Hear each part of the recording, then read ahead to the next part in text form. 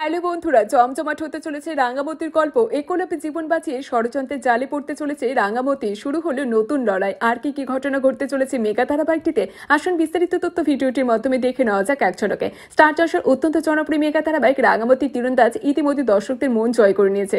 সিরিয়ালে কেন্দ্রবিন্দুতে রয়েছে রাঙামতি নামের এক সাহসী তরুণী, যার জীবন টানাপোড়েন আর রহস্যে ঘেরা। তার জীবনে ঘটে চলা একের পর এক ঘটনা আর সেই সবের সঙ্গে যুক্ত বিভিন্ন ষড়যন্ত্র ধারাবাহিকটিকে উত্তেজনার শীর্ষে নিয়ে গেছে।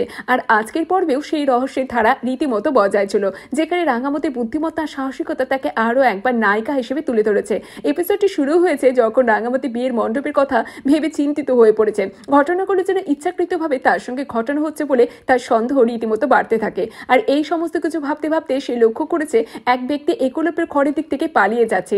সন্দেহ প্রবল হলেই রাঙামতি একলব্যের ঘরে পৌঁছে গেছে এবং দেখতে পায় একটা সাপ, যা একলব্যের জীবনহানি ঘটাতে পারত। কিন্তু ঠিক সেই মুহূর্তেই নিজের সাহসিকতায় সে একলব্যের জীবন রক্ষাও করেছে।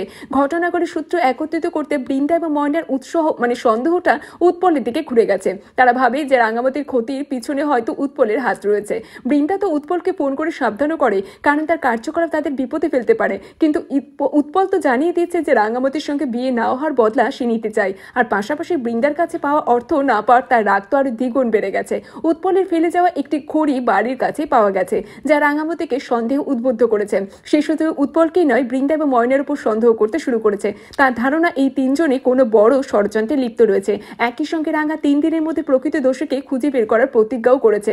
আর রীতিমতো আজকের পর্বে কিন্তু রাঙামতির বুদ্ধি এবং সাহসিকতা তাকে ষড়যন্ত্রের কেন্দ্রবিন্দুতে নিয়ে এসেছে।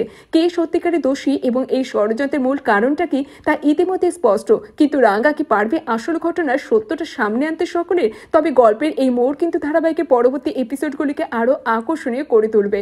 দর্শকরা তো অধীর আগ্রহে অপেক্ষা করছেন যে রাঙামতি কিভাবে এই চক্রান্ত থেকে নিজেকে মুক্ত করবে এবং সত্য উদ্ঘাটিত করবে।